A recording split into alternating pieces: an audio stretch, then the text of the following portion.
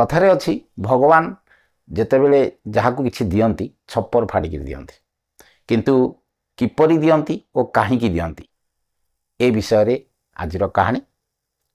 नमस्कार, मु श्रीधर चंद्र पंडा आपण मानकु स्वागत करुछि मोर YouTube channel digital success point को।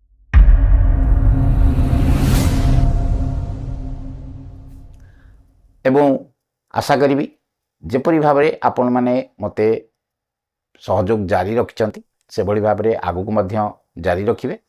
जदि कहीं नुआ बंधु ए भिडियोटी देखुछांती तेबे तांकु तो मु निश्चित भाव में अनुरोध करी भिडियोटी को पूरा पूरी देखंतु, स्किप करंतु नाही, काहेकि ना एतिरे बहुत किछि सिखिबार जिंस अछि।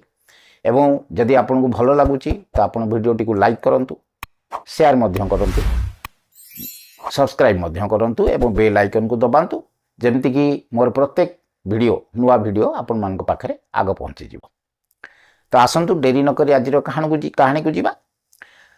गोटे सहर रे जणे वैद्य रहउतले। से वैद्यंकर गोटे क्लिनिक थिला। से प्रत्येक दिन से क्लिनिक खोलुथिले एवं रोगी मानकु सेमानकर आवश्यकता अनुसार औषध देउथिले।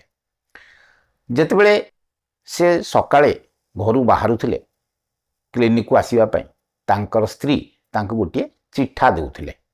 से चिठारे घर पाई आवश्यक जिनिसपत्र गुड़िकर लिस्ट रोला एवं से चिठाटी को नहीं वैद्य जनक क्लिनिक आसुथिले एवं क्लिनिक रे पहुंची सारला परे प्रथम से चिठाटी को खोलुथिले। चिठारे जो जो जिनिसर तालिका थिला ताहार एक आनुमानिक मूल्य से हिसाब करुथिले एवं जेती पैसा दरकार होउथिला रोगी मानक पाखरु से सही अनुसार पैसा नेउथिले एवं जेतेबेले आवश्यकता रो पैसा जहाँ तांकर दरकार थिला सेतिक पैसा जेतेबेले तांकर पूर्ण हो जाउथिला ता पर ठारू से आउ कोनोसी रोगी ठारू फीस नेउ नथिले। से जेते बड़ धनी रोगी हेइथाउ ना काहेकि ता ठारू से आउ फीस ग्रहण करू नथिले से दिन। तो एहिपरि भाव में तांकर दिन कटि चलथिला। दिने सकाळु वैद्य तांकर क्लिनिक को आसिले एवं क्लिनिक रे पहुंचला परे चिठाटी को खोलिले। देखिले जे चिठारे घरर जहाँ दरकारी जिनस चिठा अच्छी तालिका अच्छी ताहाकु से देखिले किंतु से तालिकार तले आउ गोटे लिस्ट थिला। सेथिरे लेखा जाइथिला जे तांको झियर बाहागर निमंते जो जिनस सब दरकार से जिनस मध्य किणिकिरी बजारु नवा पई तांको स्त्री से चिठारे लिखिथिले। वैद्य जी जेतेबेले देखिले से बड़ चिंतार पड़ी गले। से भाबिले जे एते पैसा कोठु आसीबो। एही चिंतारे से थांती रोगी माने मध्य आसु थांती अल्प अल्प से तांकर फीस नहीं करी करू थांती रोगी मान को औषध दौ थांती। किछि समय भितर एही चिंतारे थिबा समय गोटे गाड़ी आसी तांको क्लिनिक सामनारे अटकिला एवं सेथिरु जणे धनी व्यक्ति ओह्लाइले एवं तांको क्लिनिक रे आसी बसिले। किछि समय परे वैद्य जी से भद्र व्यक्ति को डाकिले, भितर को डाकिले एवं आसीबार कारण पचारले।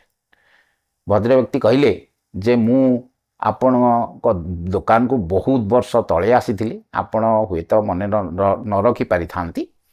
तो बहुत दिन तले मु जेतेबेले आसिली मो कारटी आपण क्लिनिक आगे अटकी गला कहीं मोर चक्का पंक्चर हो गला, गाड़ी चक्का पंक्चर हो गला। ड्राइवर पंक्चर चक्काटी को खोली स्टेपिंग चक्का लगेबो बोली चाहिला। तेणु मु किछि समय छाई रे बसिबा पई चाहिली एवं आसिक आपण क्लिनिक सामने बस पड़े। सेतबेले टाण खरा होताए एवं आपण रोगी मान को देखु थांती। किछि समय पर रोगी माने चली गले, सो आउ केही नथिले, मु एकुटिया बसथिली। गोटे छोट झियो आपण ए बारंडा रे धां दौड़ करूथला एवं मु देखिली जे से आपण हाथ को धरी आपण को भिड़ुथला। ए बाबूजी चलो जिबा, घर को जिबा, भोक लागिलानी खाइबा को जिबा, किंतु आपण उठु नथिले। काहेकि ना आपण बोधे मते देखि भाबुथिले जे मोर किछि समस्या अछि, मु आपण को किछि कहिबी आ मोर किछि औषध दरकार अछि, एया भाबी आपण जाउ नथिले। किछि समय परे ए भली देखिबा परे मु चिंता गली जे मु आपण को ठारू किछि औषध नेबी। तेणु मु आपण पाखु गली एवं मु आपण कहिली मु जे हमर पिला पिली हो नाहंती एवं आपण सहित मोर कथावार्ता चलला एवं से भितर आपण किछि पुड़िया तैयारी कले, औषध पुड़िया तैयारी कले एवं मते मध्य देले एवं मु जेतेबेले आपण को फीस दबा पई चाहिली आपण आउ फीस ग्रहण कले नाही। कहले नाही, फीस मोर दरकार नाही। ମୁଁ ଯେତେ ବାଧ୍ୟ କଲି ଆପଣଙ୍କୁ ଫିସ୍ ନେବା ପାଇଁ ବା ଔଷଧର ଦାମ ଦେବା ପାଇଁ ଯେତେ ଚେଷ୍ଟା କଲି ଆପଣ ରିସିଭ୍ କଲେ ନାହିଁ। ମୁଁ କିଛି ବୁଝିପାରିଲି ନାହିଁ। ପଛରେ ଆପଣ ଦୋକାନ ବନ୍ଦ କରି ଚାଲିଗଲେ। କିନ୍ତୁ ସେଇଠି ଜଣେ ଲୋକ ବସିଥିଲା। ସେ ଲୋକ ସହିତ ମୁଁ କଥାବାର୍ତ୍ତା ହେଲା ପରେ ଜାଣିଲି ଯେ ସେ ଲୋକଟି ମୋତେ କହିଲା ଯେ ବୈଦ୍ୟଜୀଙ୍କର ହିସାବ ଆଜି ପାଇଁ ପୂରଣ ହୋଇଯାଇଛି। ମୁଁ ବୁଝିପାରିଲି ନାହିଁ। ତାପରେ ସେ ଲୋକଟି ମୋତେ କହିଲା ଯେ ବୈଦ୍ୟଜୀ ତାଙ୍କ ଘର ପାଇଁ ଯେତିକି ଚଳିବା ପାଇଁ ଯେତିକି ଦରକାର ସେତିକି ପଇସା ସେ ଗ୍ରହଣ କରନ୍ତି। ସେତିକି ପଇସା ସରିଯିବା ହେଇସାରିବା ପରେ ଯେ ଯେତେବେଳେ ରିସିଭ୍ କରନ୍ତି ପଇସା ସେତିକି ପଇସା ଗ୍ରହଣ କରିସାରିବା ପରେ ସେ ଅନ୍ୟ କାହାରିଠାରୁ ଆଉ ଫିସ୍ ନିଅନ୍ତି ନାହିଁ। ତେଣୁ ସେ ଆପଣଙ୍କ ଠାରୁ ଆଉ ଫିସ୍ ନେଲେ ନାହିଁ। ମୁଁ ଆଶ୍ଚର୍ଯ୍ୟ ହୋଇଗଲି, କାହିଁକି ନା ଏଭଳି ବୈଦ୍ୟ ବା ଏଭଳି ଡାକ୍ତର ମୁଁ କେବେ ମୋ ଜୀବନରେ ଦେଖିନଥିଲି। ମୋର ଡ୍ରାଇଭର ଏହି ସମୟ ଭିତରେ ଚକା ରିପେୟାରିଂ କରିସାରିଥିଲା। ତାପରେ ମୁଁ ଘରକୁ ଚାଲିଗଲି ଏବଂ ଘରକୁ ଯାଇ ଏ କଥା ମୋ ସ୍ତ୍ରୀକୁ କହିଲି। ମୋ ସ୍ତ୍ରୀ କହିଲା ଯେ ଭଗବାନ ବୋଧହୁଏ ଆପଣଙ୍କୁ ଆଜି ଗୋଟିଏ କୌଣସି ସନ୍ଥ ବା ସାଧୁଙ୍କ ସହିତ ଭେଟ କରାଇ ଦେଇଛନ୍ତି। ତାପରେ ଆମେ ଆପଣଙ୍କ କଥା ଭୁଲିଗଲୁ, କିନ୍ତୁ ଆପଣ ଦେଇଥିବା ଔଷଧ ଆମେ ଖାଇଲୁ ଏବଂ ସେ ଔଷଧ ଖାଇବା ପରେ ଆମର ବର୍ତ୍ତମାନ 2ଟି ପିଲା ହେଇଛନ୍ତି। ଆଜି ବହୁତ ଦିନ ପରେ ବହୁତ ବର୍ଷ ପରେ ଆଜି ମୁଁ ସହରକୁ ଆସିଥିଲି। ମୋର ଭାଣିଜୀର ବାହାଘର ଅଛି। ତେଣୁ ଭାଣିଜୀର ବାହାଘର ପାଇଁ କିଛି ଜିନିଷପତ୍ର କିଣିବା ପାଇଁ ମୁଁ ଆସିଥିଲି।